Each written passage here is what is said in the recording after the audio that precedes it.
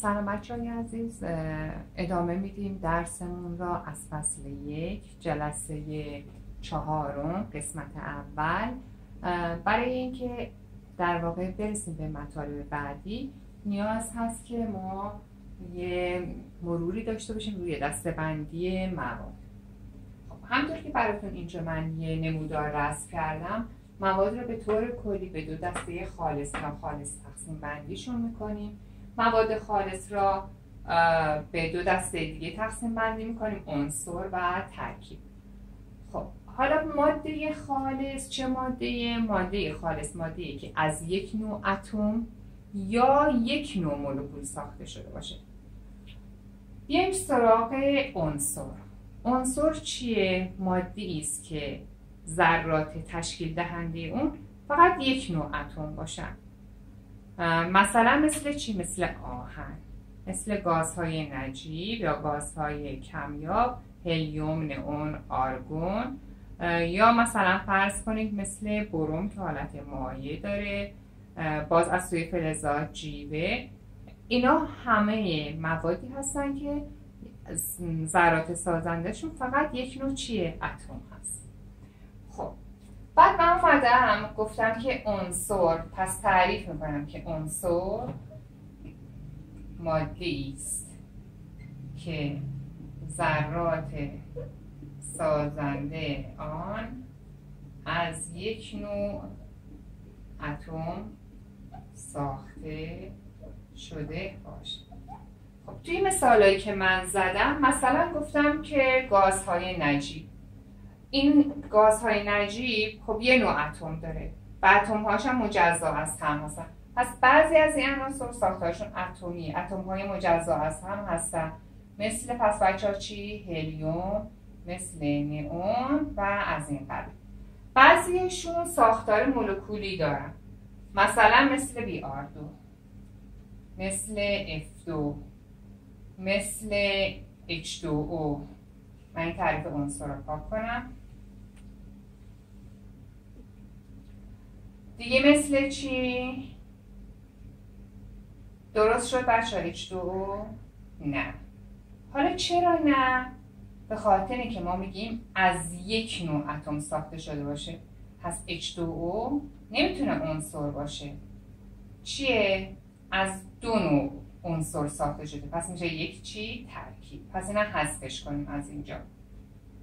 خب ولی اگه گفتیم H2 درسته، اگه گفتیم O2 هم چیه؟ درسته.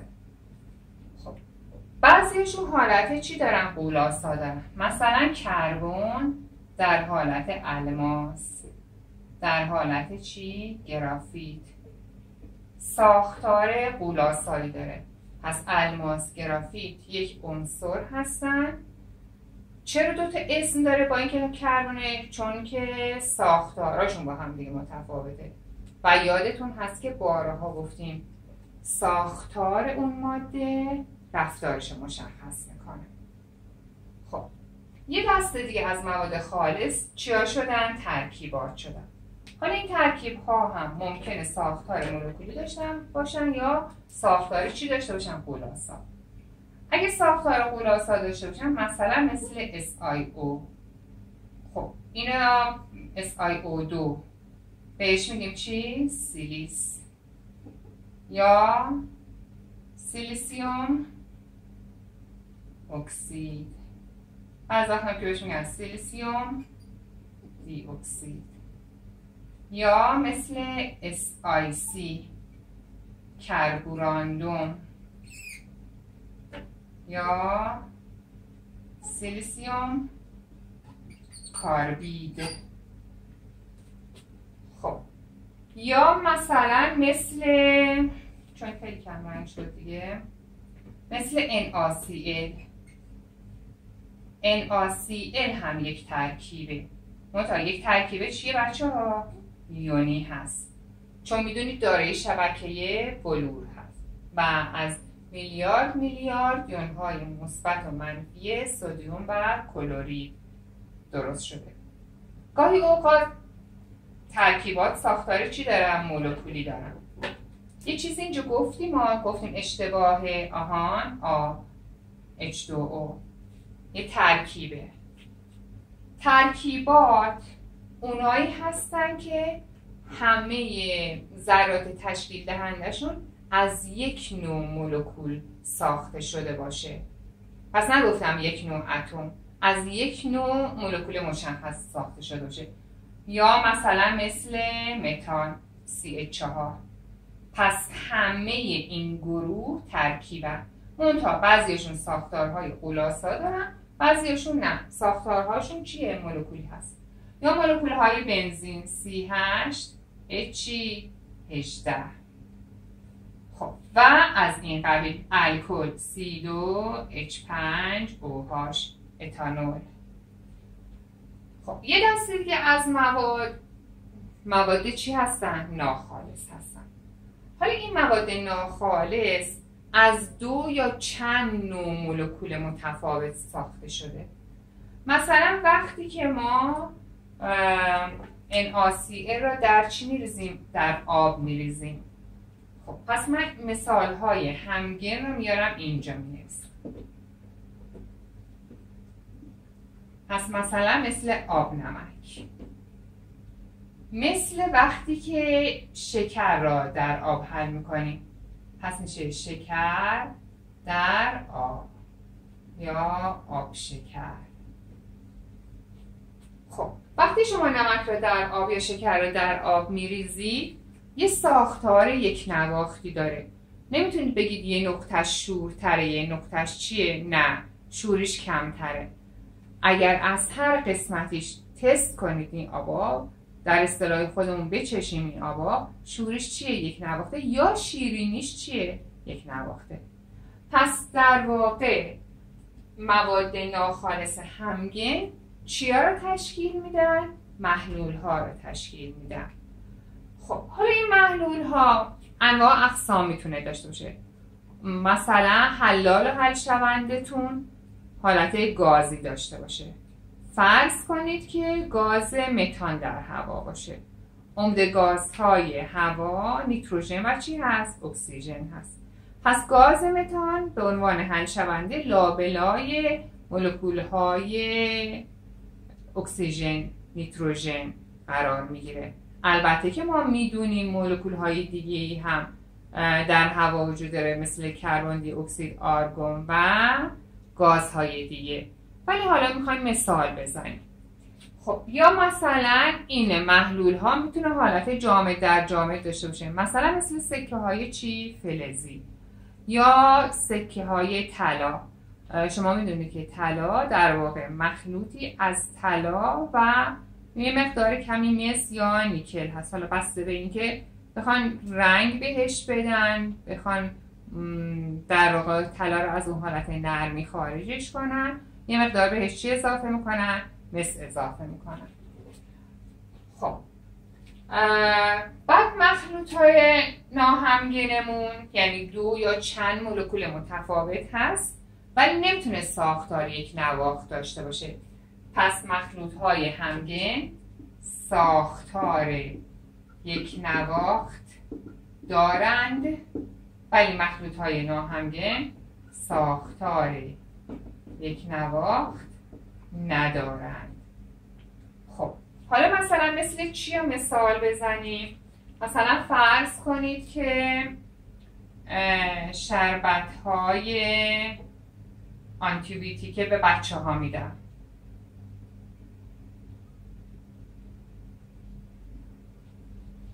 حالا من اینا با حرف بزرگ بنویسم. خب یا مثلا خاکشیر در آب یا گلولای موجود در آب یا بچه ها روغن در آب. اینا همه مثال هایی از مخلوط های چیه؟ ناهمگن هستن. مخلوط های ناهمگن شما میدونید که بعد از یه مدتی یعنی ته‌نشین میشن، چند تا لایه تشکیل میدن یا به اصطلاح خودمون میگیم چند تا فاز تشکیل میدن. اگه یادتون باشه گفتیم خود فاز یک محیط در واقع شیمیایی هست و فیزیکی که تمام خواص فیزیکی و شیمیاییش در سر تا سر اون محیط یکسان و یک نواخته. ولی در مورد مخلوط‌های ناهمگن اینطوری نیست. داشتیم تقسیم بندی می‌کردیم یا دسته بندی می‌کردیم موادمون را و به این 4 دسته رسیدیم. در از 2 دسته خالص ناخالص که هر کدام شد عنصر ترکیب، همگن و ناهمگن. شما می‌بینید که در روز ما با بسیاری از مواد سر و کار داریم. وقتی که این مواد را بررسی می‌کنیم می‌بینیم خب به بعضی از این مواد برخورد می‌کنیم که جزو هیچ کدوم از این دسته ها نمیتونیم قرارش بدیم. مثلا فرض کنید که شما مخلوط همگن آب و نمک را دارید، مخلوط همگن کاتکبود را دارید که حل شده در چی؟ آب. اینا چون همگن هستن ما اسمش رو گفتیم میذاریم چی؟ محلول. خب تا اینجا رو داشتیم. یا مثلا فرض کنید که آب و چی رو داشتیم؟ روغن رو داشتیم. خوب همش بزنید. وقتی که ثابت نگهش میدارید پس میبینید الان 2 تا فاز پیدا میکنید. توی ظرفتون آب در ته قرار میگیره، قطرات روغن یا چربی روی سطح آب قرار میگیره. خب اینا بچه‌ها مخلوط‌های همگنی که اسمشون رو گذاشتیم محلول پایدارن. ساعت‌ها روزها که بمونن همون حالت اولیه خودشون را دارن. یعنی اینجوری نیست که مگر اینکه آب بخار بشه. نه، در ظرفا ببندید که آب بخار نشه. خب اینجوری نیست که مثلا نمکش بمونه و بعد آبش یه قسمت دیگه نمک ته آب رو، یا برعکس نمک روی سطح آب قرار بگیره و آب ته قرار بگیره. نه، کاملا یک نواخته و پایداره. نه اینکه آب بخار بشه بعد از چند روز بعد دیگه آبی در ظرف نباشه بگیم ای خب نمکامون. نه، در ظرف رو چکار کنیم؟ ببندیم. برای 2 سال 3 سال 4 سالم که ببندید آبش تبخیر نشه همون حالت براش باقی مونه. در حالی که اگر این رو بعد از اینکه تکونش دادید ساکن نگهش دارید کاملا 2 تا فاز روش چی میشه؟ مشخص میشه. خب حالا اگه من بیام یه مقداری به این چی اضافه کنم؟ صابون اضافه کنم. مثلا مثل وقتی که شما دستتون چرب شده با آب میخواید بشورید تمیز نمیشه و میرید از چه استفاده میکنید؟ صابون استفاده میکنید. میبینید که آب و روغنی که 2 تا فاز متفاوت تشکیل میدادن الان در هم شد و یه مخلوط ناپایدار اولیه تبدیل شد به یه مخلوط پایدار در حالت چندم؟ دوم. پس خود آب و روغن ناپایدار بود ولی با اضافه شدن صابون حالا آب و روغن و صابون یه مخلوط چی ایجاد کرد؟ پایدار ایجاد کرد. ولی خب همه ویژگی هاش هم مثل این محلول نیست. یعنی محیطش یک نواخت نیست. از دسته این مواد کدوم ها رو میتونیم نام ببریم؟ مثلا مثل چی؟ شیر، مثل سس مایونز، مثل کرم ها، مثل رنگ ها، انواع اقسام چسب ها، مثل سرامیک. به اینا حالا چی میگیم؟ به اون دسته سوم بهشون بچه ها میگیم کلوئید. پس ما یه دسته سوم دیگه ای داریم اینجا اسمشون رو میذاریم کلوئید که حد واسط محلول ها و مخلوط های ناهمگن هستن. معمولا به مخلوط های ناهمگن معمولا میگن سوسپانسیون چون حالت های متفاوتی میتونه داشته باشه. خب حالا ببینیم که ویژگی مخلوط های همگن، کلوئید ها و در واقع مخلوط های ناهمگن چی هست، چه تفاوت هایی دارن و چه شباهت هایی دارن. این ویژگی ها رو میتونید در خودرابط آزمایید صفحه 7 کتابتون بررسی کنید. در واقع توی این قسمت ما جدول صفحه 7 رو میخوایم حل کنیم و این جدول به شماها تفاوت ها و یا شباهت هایی که بین 3 دسته از ماده محلول ها یا مخلوط های همگن و مواد سوسپانسیون مخلوط های ناهمگن و گفتیم چیزی که بین این دوتا هست چیه؟ کلوئید ها رو داره بهتون نشون میده. خب وقتی که شکل شماره 2 صفحه 7 شکلی که بالای صفحه کتابتون هست نگاه میکنید، 2 تا بشر رو به شماها نشون داده. محلول این بشرها یکیش رنگش زرده، یکیش رنگش چیه؟ قرمز هست. یه باری که نور را تابونده به این بشرها و میبینید که از درون یکی از بشرها مسیر یا باریکه نور مشخص نیست و از یکی دیگهش پرتوهایی که ازش رد میشه چی شده؟ مشخص. خب حالا یه نگاهی بندازید به کتاباتون، یه لحظه نگاه کنید به کتاباتون و تشخیص بدید که کدوم در واقع مسیر توش مشخصه، مسیر باریکه نور، و کدوم درش مشخص نیست. پس با هم دیگه یه نگاه میندازیم بهش.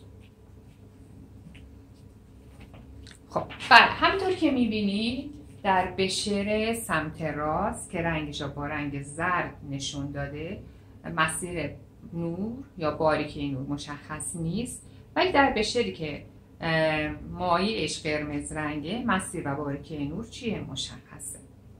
خب بچه‌ها شماها یه چیزی از فیزیک یاد گرفتید که هر چقدر ذرات که نور بهش تابیده میشه بزرگتر باشن، نور رو چکار میکنن؟ پراکنده میکنن. و اگر ذرات ریزتر باشن، نه، نور رو از خودشون عبور میدن و دیگه نور رو پخش نمیکنن. حالا توی جدول گفته سوسپانسیون ها در رفتارشون در برابر نور چیه؟ گفتیم که ذرات سوسپانسیونی در واقع ذره های ریز ماده هستن، تیکه تیکه هستن. شما با چشم غیر مسلح خیلی راحت میتونید ببینیدشون. مثال هایی که براتون زدم چون مثلا خاکشیر در آب، گلولای در آب، شما اینا رو میتونید راحت ببینیدشون. یا اون آنتیبیوتیکی که توی شربت های در واقع آنتیبیوتیک هست که میدید به بچه ها، مثلا شربت آموکسیسیلینی که به بچه ها میدید، دیدید توش هم نوشته قبل از مصرف اون رو چکار کنید؟ تکان بدید. یا فرض کنید که آلومینیوم ام جی، شربتی که معروفه به شربت معده، مامان بزرگ و بابا بزرگ ازش خیلی زیاد استفاده میکنن، هرچند که امروزه پدر مادرها و حتی خیلی هم سن و سالهای شما دارن ازش استفاده میکنن. خب البته میدونید که معمولا، نمیگم همیشه، معمولا ناراحتی های معده در واقع برمیگرده به سیستم عصبی و معمولا کسی که یه مقدار ناراحتی اعصاب داشته باشه معده‌اش دچار مشکله و کسی که معده‌اش دچار مشکل داشته باشه اون در واقع یه جورایی انگار اعصابش هم به هم ریخته است. خب معمولا البته دارم میگم. پس ذره‌های ریز ماده سوسپانسیون ها هستن. پس ما میتونیم با چشم غیر مسلح ببینیم این ذرات، یعنی درشتن. پس این ذرات محلول ها ذره های تشکیل دهندشون اتم ها و یا یون ها هستن و ما میدونیم اتم ها یون ها با چشم ما دیده نمیشن مگر اینکه مسلح کنیم چشممون. حالا کلوئید ها یه چیزی حد واسط این دوتا هستن. در واقع چی هستن؟ توده های مولکولی هستن با اندازه های متفاوت. توده های مولکولی با اندازه های متفاوت. خب حالا ما بحث مثلا چی بود؟ رفتار در برابر نور و داشتیم اینو میگفتیم که به شرطی نور را اون ماده پخش میکنه که ذراتش چی باشه؟ درشت باشه. پس بنابراین اون بشری که محلول زرد رنگ درش بود، چون ذراتش اتم ها یا یون ها هستن، پس نور را از خودش چکار میکنه؟ عبور میدن. پس نور را عبور میدهد و پخش نمیکنه. در حالی که کلوئید ها اینها هم نور را پخش میکنن. خب همگن بودن یا ناهمگن بودنشون. محلول ها که میدونید گفتیم چی همگن هستن. ما گفتیم که از هر کجای این محلول که مثلا آب و شکر دارید، آب و نمک دارید یا محلول کاتکبود در آب را داریم ما استفاده کنیم، همه ویژگی هاش یکسانه. و گفتیم وقتی که ویژگی های فیزیکی یکسان و شیمیایی یکسان یا ساختار فیزیکی و شیمیاییش در سر تا سر اون محیطی که ما در نظر گرفتیم یکسان باشه، اون ماده یکسان باشه، در محیط مادیش یکسان باشه، اینا بهش گفتیم یه چی؟ فاز. خب ولی کلوئیدها اینطور نیست. یه چند تا مثال اون موقع براتون زدم، گفتم مثلا مثل کرم، مثلا مثل موزاییک، مثلا مثل سس مایونز، آب و روغن، اینا همه شدن چی؟ کلوئید شد. بله یا نه؟ آب و روغن اونم کلوئیده. خب پس در واقع همه قسمت هاش یکسان نیست. پس میگیم ساختاری چی داره؟ ناهمگن داره. پس اینها ساختارشون میشن ناهمگن. پس من اینجا هم نوشتم ویژگی های کلوئیدها، مخلوط های ناهمگن هستن. ظاهرشون همگنه ولی واقعا همگن نیستن. چرا؟ چون اگه همگن بودن باید یه فاز داشته باشن. از لحاظ خواص فیزیکی و شیمیایی باید ساختار یک نواخت داشته باشه. هر کجای اونو که برداریم، اگه مثلا 1 سانتیمتر مکعب از مایونزتون از بالای شیشه بردارید، 1 سانتیمتر مکعب از پایین شیشه بتونید بردارید، یا 1 میل از بالا 1 میل از پایین، دقیقا اگر بذارید زیر میکروسکوپ مثلا همون تعداد ذره‌ای که فرض کنید از روغن زیتون داخل اون تیکه هست، باید همون مقدار هم داخل تیکه بالاییش باشه و با یه آرایش یک نواختی قرار گرفته باشه، در حالی که اصلا اینطور نیست. یا مثلا من موزاییک رو براتون مثال زدم. شما اگه نگاه کنید به موزاییک، آیا دقیقاً تمام دانه‌های سنگ مخصوص که داخل موزاییک ریختن، حالا هر نوعی که میخواد باشه، آیا دقیقاً یکسانه؟ نه، میبینید یکسان نیست. خب پس شاید هم ظاهری همگن داشته باشه ولی در واقع همگن نیست. خب ذره های سازندش رو هم که راجبش صحبت کردیم، سوسپانسیون ها تو جلسه قبلی گفتیم ناپایدارن و چی میشن؟ ته‌نشین میشن. پس اینها میشن ناپایدار و ته‌نشین میشوند. محلول ها برعکس کاملا چی هن؟ پایدار هستن و ته‌نشین نمیشوند. خب حالا خود کتاب براتون نوشته که کلوئیدها حد واسط این دوتا هستن، یعنی پایداره و ته‌نشین نمیشوند. اگه نگاه کنیم این جدول را، این ستون را در این جدول، می‌بینیم برخی ویژگی های سوسپانسیون ها را داره کلوئیدها و برخی ویژگی های چی داره؟ محلول ها. مثلا این نور را پخش می‌کنه، اینجا نور را پخش می‌کنه، اینجا ناپایداره، در حالی که اینجا چی شده؟ پایدار شده. شبیه چیا؟ محلول ها شده. ناهمگن شبیه سوسپانسیون ها شده و اینجا همگن، پس شبیه محلول ها از لحاظ همگن بودن نیست بچه‌ها. خب حالا که برخی از ویژگی های سوسپانسیون ها را داره و برخی از ویژگی های محلول ها را داره، میگیم کلوئیدها یه چیزی حد واسط سوسپانسیون ها و محلول ها هستن. پس من میتونم بگم که کلوئید در واقع پلیست میان سوسپانسیون ها و محلول ها، مواد محلول.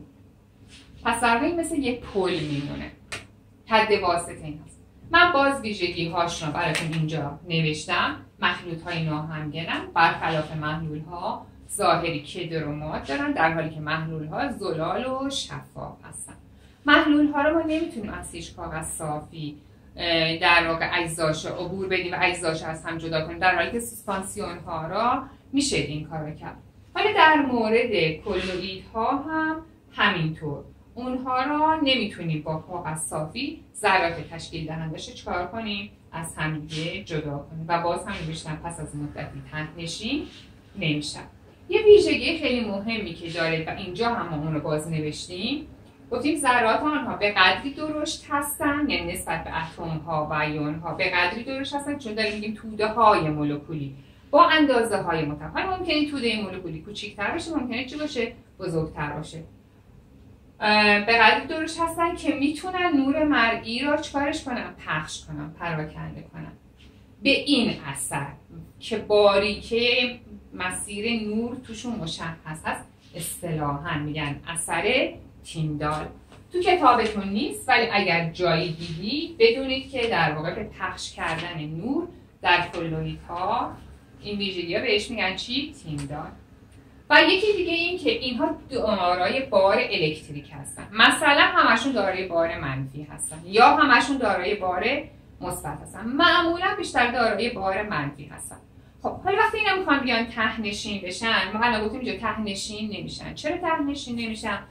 پس داریم میگیم که دارای چی هستن؟ بار هستن. وقتی دو تا بار منفی یا دو تا بار مثبت همنا بیاد کنار هم دیگه قرار بگیره، نیروی دافع سبب باز کردن این دوتا یا جدا شدن این دوتا ذره کلوئیدی میشه. پس اجازه پیدا نمیکنن که بخوان کنار هم دیگه قرار بگیرن و چی بشن؟ ته‌نشین بشن.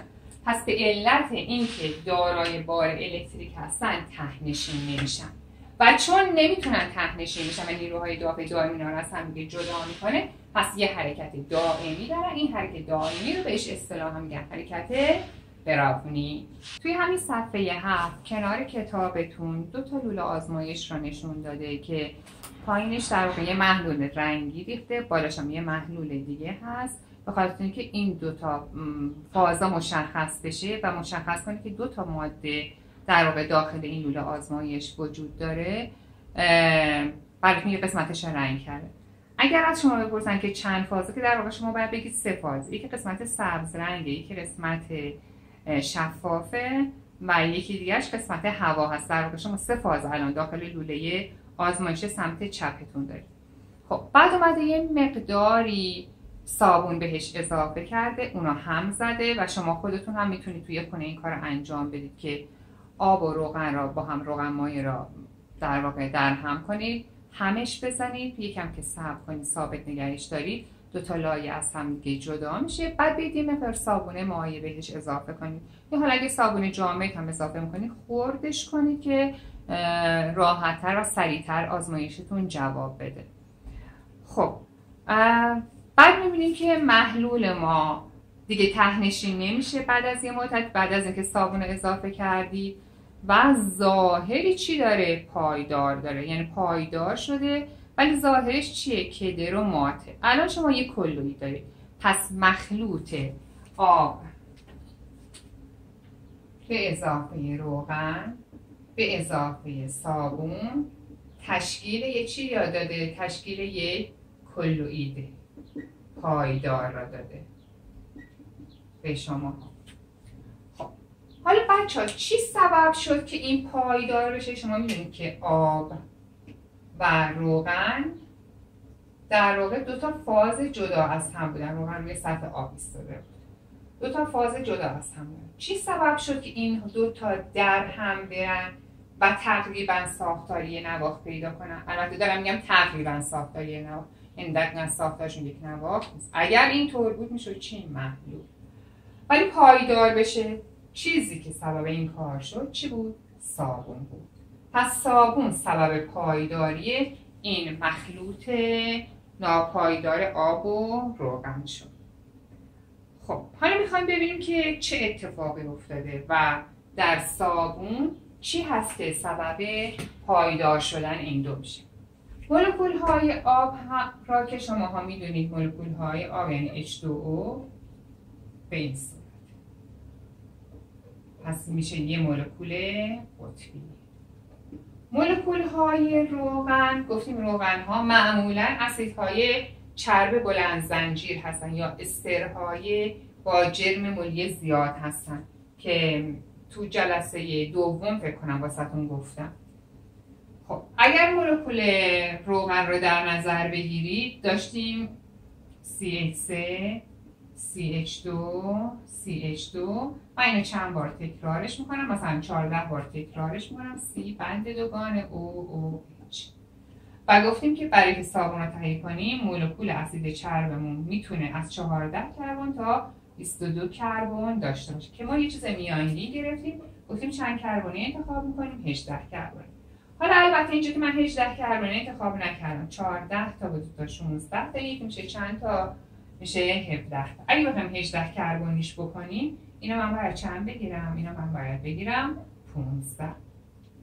خب بعد گفتم که در واقع اگر من این اسید چرب را با چی واکنش بدم؟ با یه باز قوی مثلا مثل NaOH واکنش بدم، من این تیکه را پاک کنم، حاصل من چی میشه؟ گفتم یه مولکول آب ازش جدا میشه، یعنی این و این جدا میشه ازش، پس میشه به اضافه H2O و بقیه قسمت باقی مانده از اسید چربم و بازم به هم میچسبه، میشه CH3 CH2 CH2 15 مرتبه تکرار و NA. خب این شد مولکول چی؟ صابون. حالا گفتیم که مولکول صابون دو بخشه، یه بخش قطبی داره، نگاه کنید بچه ها، از اینجا، از این C تا اینجا کلا میشه بخش قطبی و یه بخش چی داره؟ ناقطبی.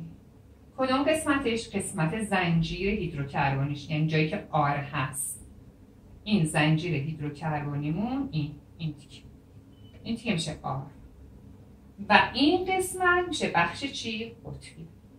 حالا خود بخش قطبیش دو قسمت میشه، قسمت NAش، میدونید NA هر جایی که کاتیون Na یا یون سدیم یک بار مثبت وجود داشته باشه در آب کاملا حل میشه، این میشه بخش کاتیونی و این چون به این تیکه چسبیده کلا این میشه بخش آنیونی.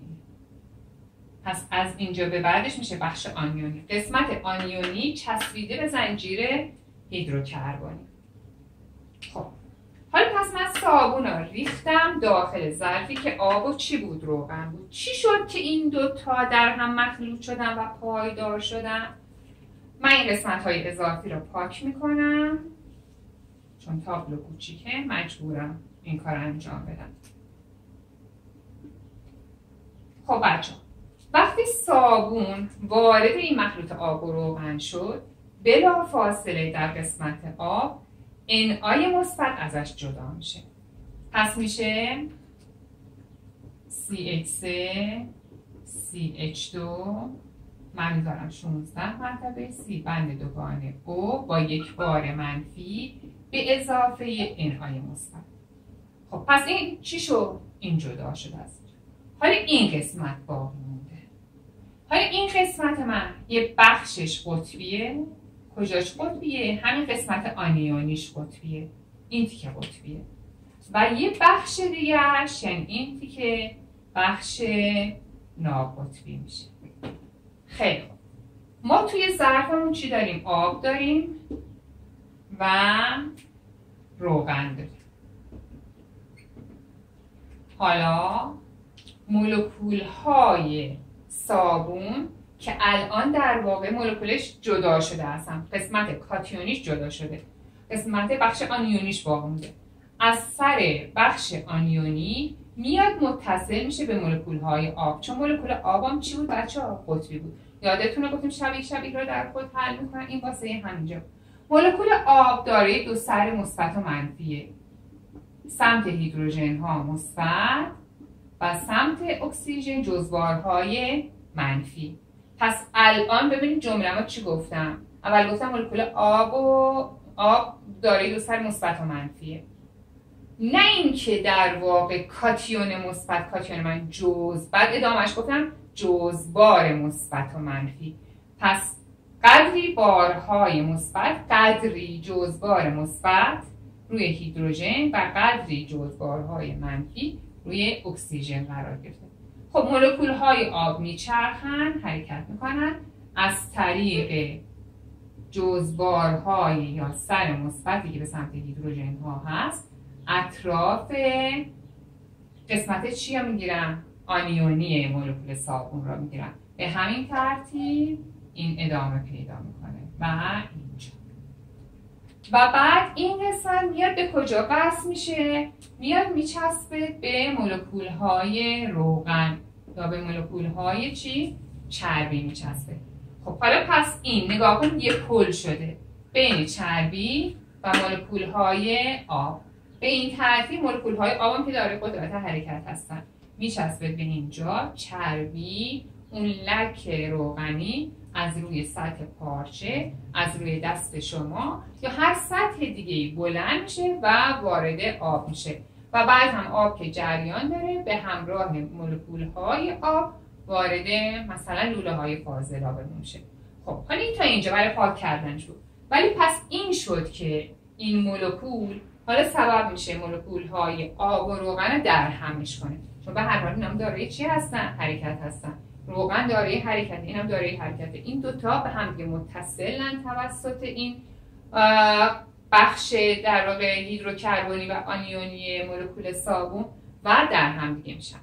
خب حالا به این ترتیب در واقع یک کلوئید پایدار داریم و بچه‌ها این کلوئید پایدار، کلوئیدها انواع اقسام دارن که در واقع یه مایعی در یه مایع دیگه قرار گرفته را اصطلاحاً بهش میگن امولسیون. بعد یه جدولی براتون میگذارم توی گروهتون که نگاه کنید ببینید که کلوئیدها انواع اقسامشون چیا هستن و چه اسمهایی میتونن داشته باشن.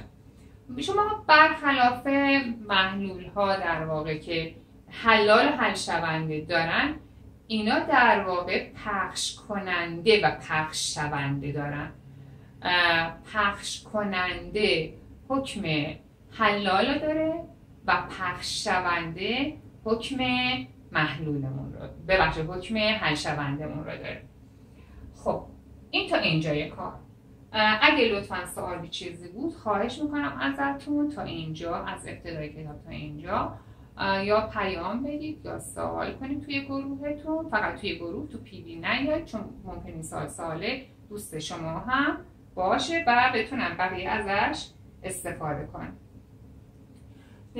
مطلب بعدی که میخوام بهتون بگم اینه که دو تا چیز میتونه این کلوئید رو از پایداری خارجش کنه، یعنی سبب بشه کلوئید ته‌نشین بشه. این دو تا چیز چیا هستن؟ پس عواملی که سبب ته‌نشین شدن یک کلوئید میشود. یکیش بچه‌ها دما هست. وقتی که شماها دما رو زیاد کنید در واقع این پیوندهای بین پخش کننده و پخش شونده‌تون شکسته میشه و چی میشه؟ در واقع اینا ذرات به هم میچسبن، یه حالت چسبندگی پیدا میکنه و ته‌نشین میشن. پس به خاطر گرم کردن ذرات، پس خوبه که بنویسم، در اثر گرم شدن کلوئید ذرات آن به یکدیگر میچسبند و ذرات بزرگتری را تشکیل میدهند. وقتی ذرات بزرگ شدن، حالا بچه‌ها دیگه اون بار خیلی اهمیت پیدا دارن، بارا ولی نه کامل کسانی دارن بار، ولی اینقدر این جرم زیاد میشه که اینا رو کنار همدیگه قرار میگیره. خب تو بحث ریاضیش هم اگه بخوایم بریم، یک کره رو اگه نگاه کنید بچه‌ها، گاهی اوقات سطح بزرگتر از حجم، گاهی اوقات حجم بزرگتر از سطح. من در مورد یک کره صحبت میکنم. اگه شعاع شما 3 باشه، مساحت سطح رو که حساب کنید با حجم اون کره رو که حساب کنید عددش یکی در میاد. اگه کره تون کوچیک‌تر باشه، اندازه سطحتون بیشتر از حجم در میاد و اگر که اندازش از 3 بزرگتر شد، حالا میزان حجمتون عدد بزرگتری نسبت به سطحتون پیدا میکنه. حالا وقتی ذرات بزرگتر بشن، پس حالا دیگه اون بار خیلی تو چشم بار دارن ولی تو چشم نمیخوره. در نتیجه حجم سبب میشه نیروهای جاذبه قوی‌تر بشن و اینها به هم بچسبن و ته‌نشین بشن. میشه چی؟ ناپایدار. یکی دیگه از مواردی که سبب ته‌نشین شدن یک کلوئید میشه افزودن یک الکترولیت به کلوئید است. حالا الکترولیت چیه؟ الکترولیت ماده‌ای است که در هنگام حل شدن در آب، یعنی تا تو آب حل نشده یه اتفاق براش نمیفته. یونهای آن از یکدیگر جدا می شوند و عامل انتقال جریان برق یا الکتریسیته می شوند. خب وقتی یونها جدا شدن از همدیگه، حالا میچسبن به ذرات کلوئیدی، بارهای منفی یا مثبتی که دارن رو خنثی میکنن، در نتیجه اینا میشن بی بار و ته ظرفتون چی میشه؟ ته‌نشین میشه. خب موفق باشید. ادامهش برای قسمت بعدی.